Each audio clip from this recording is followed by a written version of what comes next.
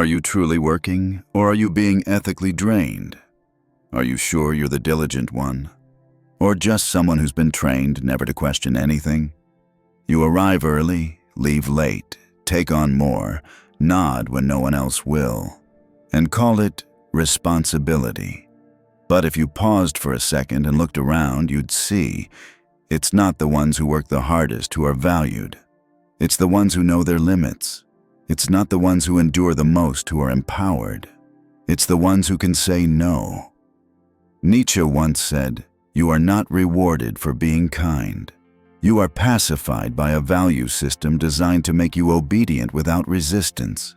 And you've swallowed that system since you were too young to question it." Someone once told you, "Keep pushing, they'll notice." But no one told you. Some people never had to push, and still got to where you've been staring at for years. Maybe you're not lacking capability. Maybe you're just lacking suspicion. You've believed for too long in a moral framework built to keep you beneath, without even seeing the injustice. And the tragedy is, you think you're doing the right thing. But Nietzsche would whisper, "You're doing the right thing, according to a system that only needs you to stay silent." This video isn't for those chasing praise. It's for those who've started doubting fairness. For those who once thought they weren't enough, but now begin to see. Maybe they were taught wrong from the very beginning. If that's you, then it's time we redraw the line between working hard and being exploited in the name of virtue. You start the day like every other, waking earlier than needed, rereading emails before your eyes fully open, replying to messages on your commute, not because anyone forced you, but because of a familiar voice inside that whispers, "They're waiting on me." When a coworker declines extra work, you step in. When a project turns risky, you offer to stay late. When your boss misses a deadline, you apologize on their behalf. No one asks you to, but you've grown used to being the one who patches the holes. And strangely, you don't see it as exploitation. You call it, "It's okay, I can handle it." But after each time, no one lifts you. No one checks if you're still breathing. There's only more expectation and fewer thank yous each round. Eventually, you start thinking this is normal. You label burnout as passion. You call taking on what no one else will a sense of responsibility. You rationalize being underpaid for double the work as not the right time to ask yet. You live as if every drop of sweat is a moral investment, and the system will repay you with fairness. But what's the truth? The one who gets promoted is the one who says no. The one with power is the one who's not afraid to cause discomfort. And you, smart, skilled, dedicated, are still only seen as the one we can rely on. No one says it outright, but you feel it clearly. You're not kept around for your brilliance. You're kept around for your silence. And so you think, maybe I'm just not good enough yet. But the truth is, you're excelling in a way that keeps the system running. A kind of quiet resilience that doesn't push back. A brand of goodness that's easy to use. A form of moral obedience that makes you sacrifice yourself without anyone needing to ask. And you keep repeating this day after day, month after month.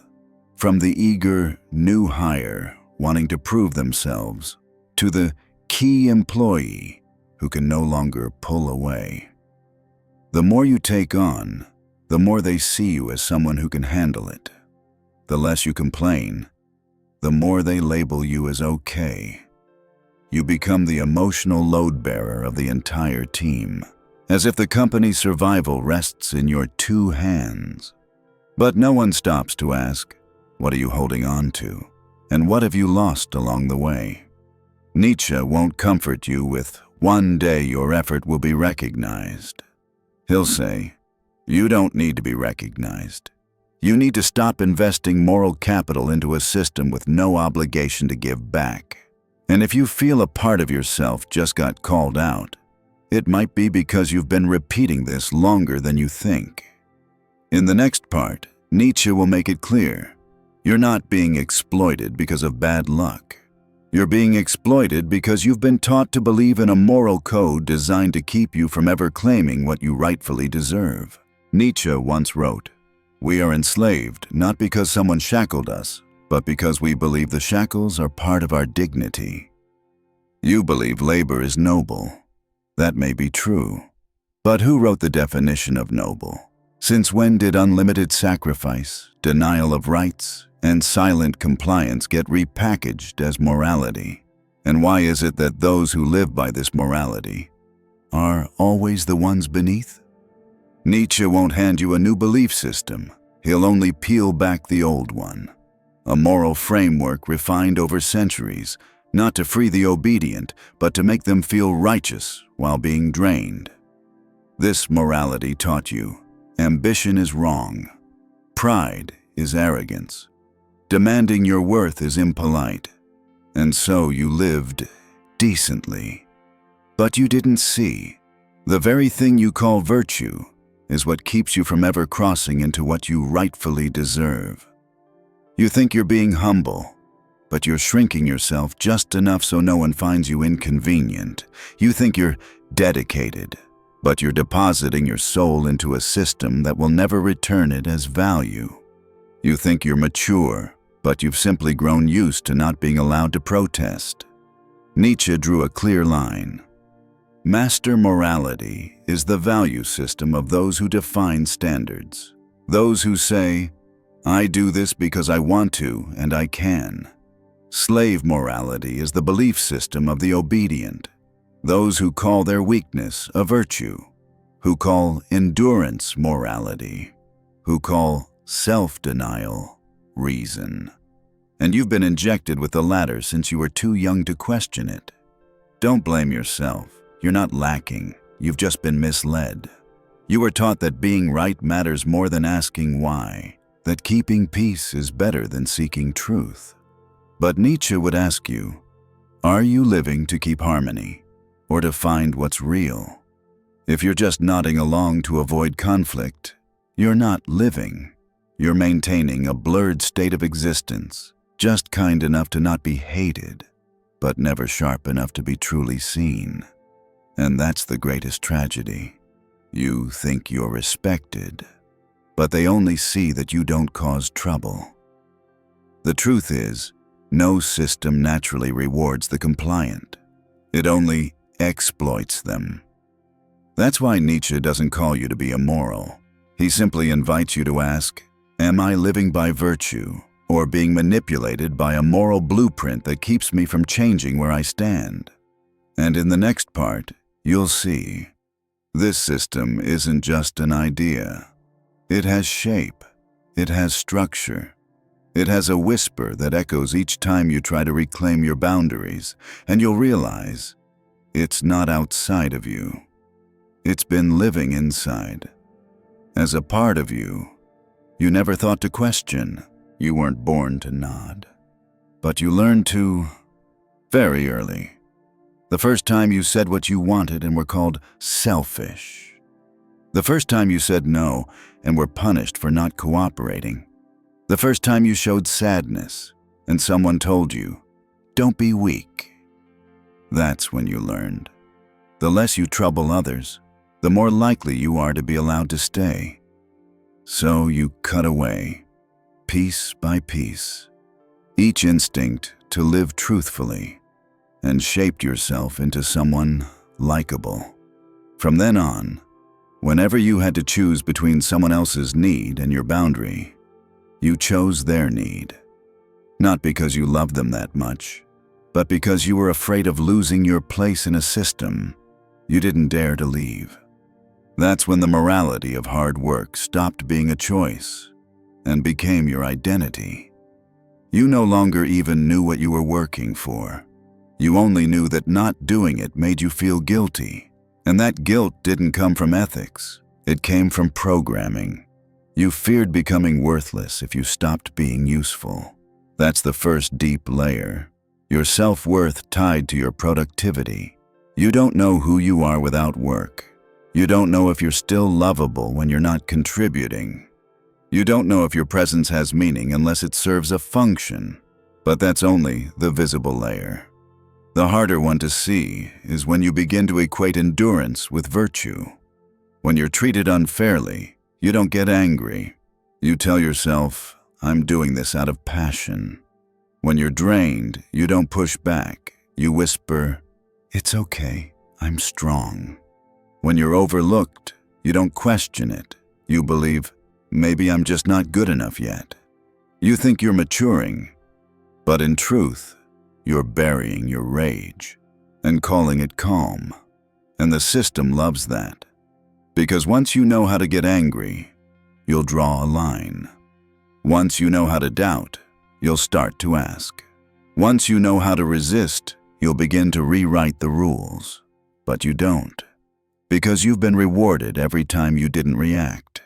Every time you smiled instead of saying, enough, they patted your back. Every time you took on more instead of saying, no, they called you a team player. Every time you cleaned up someone else's mess in silence, they named you the pillar. But no one ever asked, did you want this? Are you tired? Are you still yourself when you live like an operating system that never crashes? Nietzsche would say, the powerful don't need to crush you. They only need you to break yourself so they can manage you more easily. And you did it, unconsciously, by believing that kindness means never saying no. But here's the truth. Kindness is not about endurance. Kindness has boundaries. It has justified anger. It includes refusal to protect what's essential to your survival. And if you've never done that, you're not being kind. You're being used. In the next part, we won't speak in abstractions.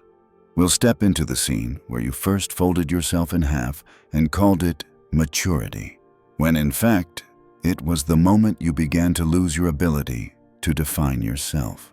You sit in an office where everything is perfectly aligned, from the angle of your computer screen to the expression on your face. No one yells here, no one complains. They just send emails at midnight and call it a sense of responsibility. They take on more work because no one else can do it, then quietly reassure themselves, just this once. But that once has turned into a third year. There's a nameplate on your desk, but what people read is the invisible label you've attached to yourself. Can't say no. Always on time. Always agreeable. No one handed you those titles. You wrote them yourself. Every time you took the blame for someone else. Every time you stayed quiet to avoid conflict. Every time you said, I've got it, while drowning in tasks. That label lit up. And you thought it meant you were trusted.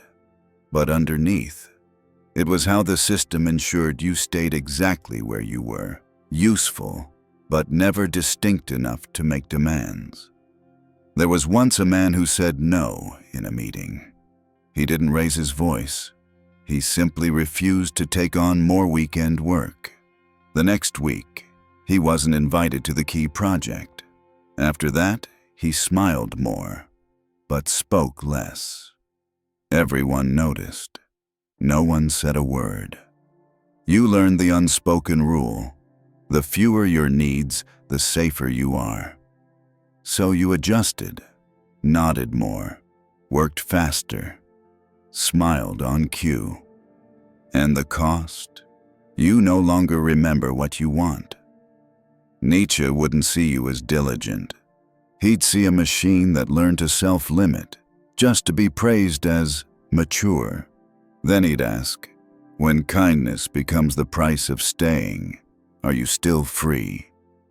In the next part, we'll leave the office behind and look straight into the belief that bound you from within, that endurance is noble and resistance is wrong. But maybe you've already started to feel how that belief is rotting you from the inside out. You're not being taken advantage of because you're kind. You're being taken advantage of because you're too predictable. Everyone knows you'll take the hard part. Everyone assumes you'll say, it's okay, when they miss a deadline. Everyone's used to you staying late, fixing others' mistakes, then still smiling during the final report.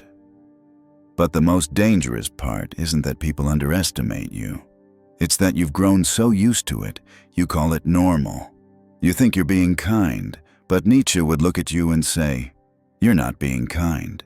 You're tying your own hands with a programmed morality." And that sentence won't land softly. But somewhere deep inside, something doesn't feel right anymore. You're no longer living. You're being ethically consumed.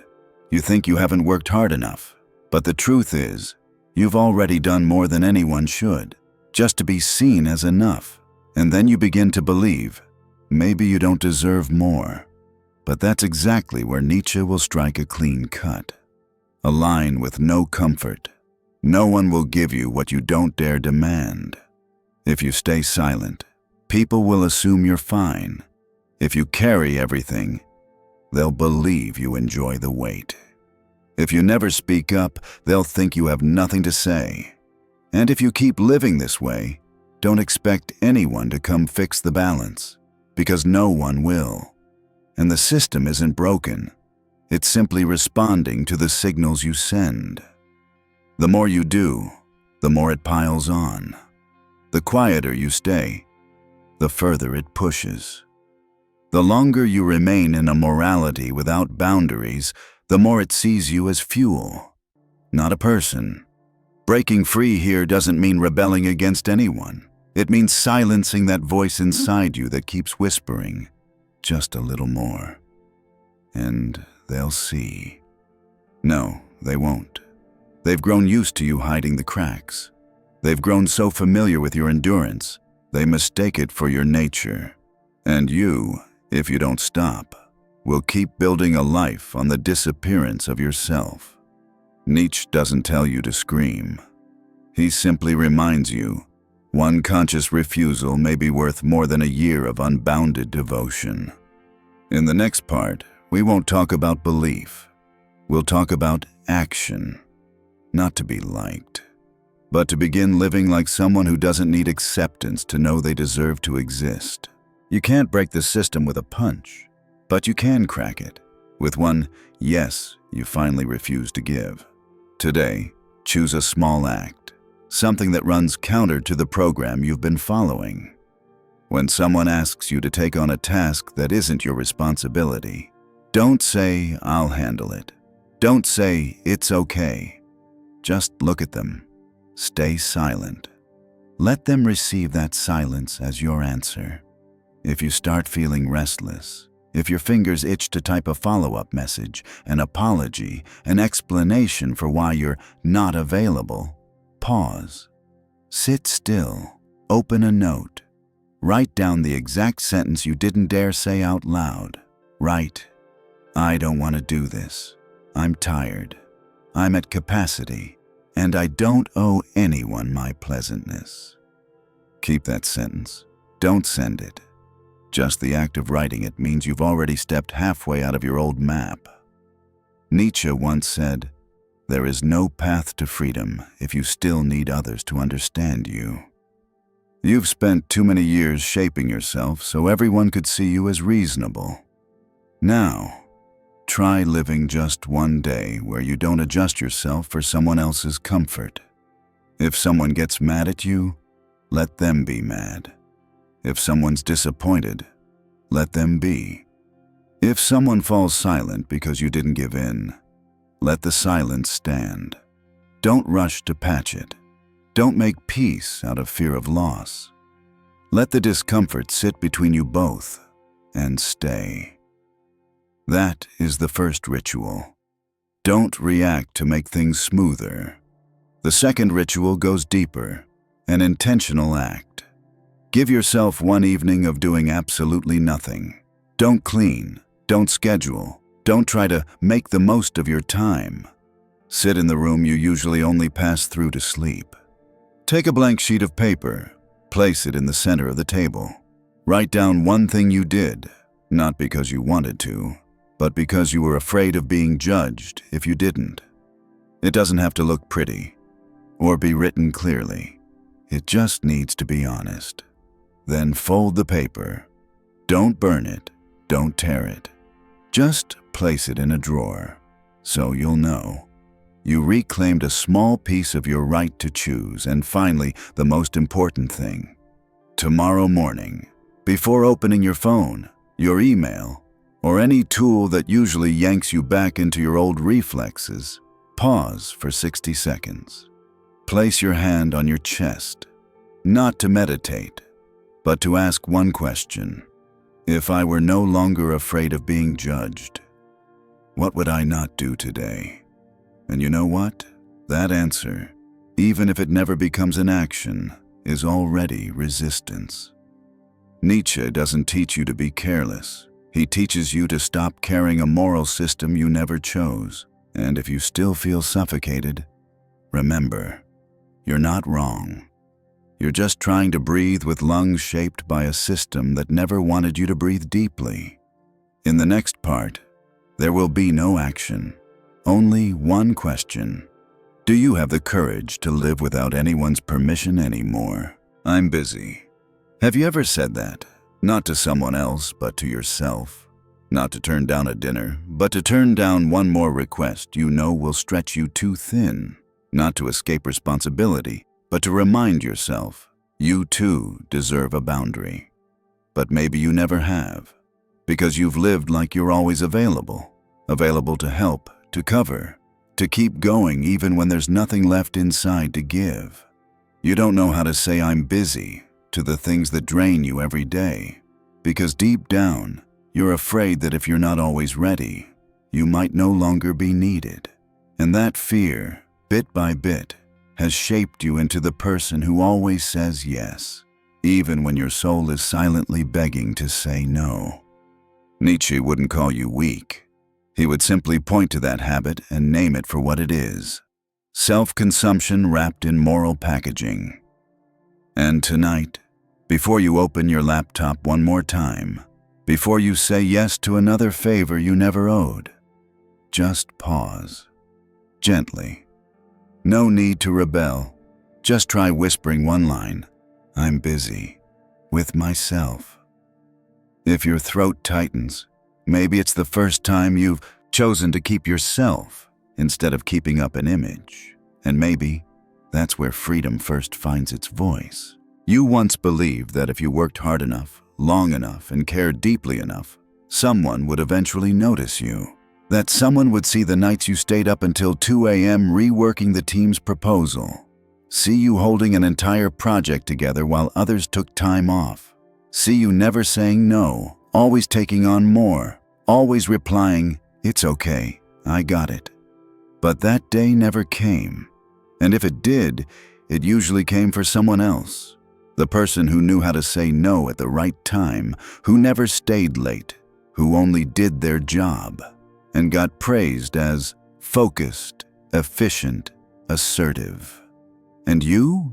You're kind, dedicated, pleasant, but never the one trusted to make the real decisions. You think you need to try harder, but in truth, you've been slowly erasing your standards, afraid that if you're not agreeable, you won't be kept around. Nietzsche wouldn't comfort you with a soft, "Your time will come." He would ask, why are you still trying to be kept in a system that never really held you? You thought work ethic meant enduring everything. But the truth is, ethics only holds value when it knows its limits. When you accept more work without saying no, you're not being professional. You're dissolving the boundary that once protected you from burnout. When you stay silent to keep the peace, you're not preserving harmony.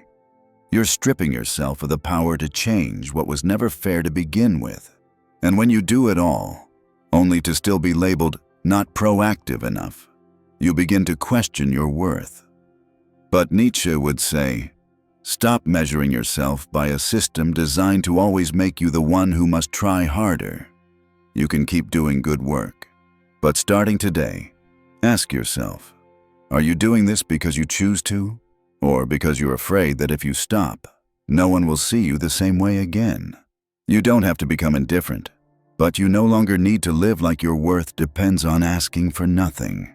And if you've ever thought, "I'm this kind," and still overlooked, then maybe you've finally seen a truth no one says out loud. Kindness is not about endurance. Kindness is knowing when to stop.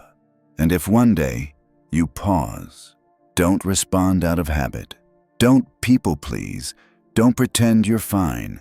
You might realize, behind every compliment wasn't love. It was an expectation. And you never need to live another day just to fulfill that. If you've ever typed the words, "Okay, I'll take it," while your chest tightened, already knowing you just lost another evening. If you've ever automatically stood up to clean after a meeting, finish someone else's unfinished file, or pick up a task no one asked you to, just because you couldn't bear the silence. If you've ever stayed quiet when someone misrepresented you because you didn't want to make it a big deal. If all of that feels familiar, then maybe you've been living inside a version of kindness that no one praises, but everyone quietly expects. No one asks if you're okay, because you always look like you are. No one knows you wanted to scream, because you never even dared to exhale too loudly. But maybe you can begin with something small. Write down one thing you said yes to, while every part of you was silently begging to say no. Not to blame yourself, but to see it. Then keep that piece of paper, like a tiny map marking the first place you turned away from yourself. You don't have to scream. You don't have to quit. You don't have to change the world.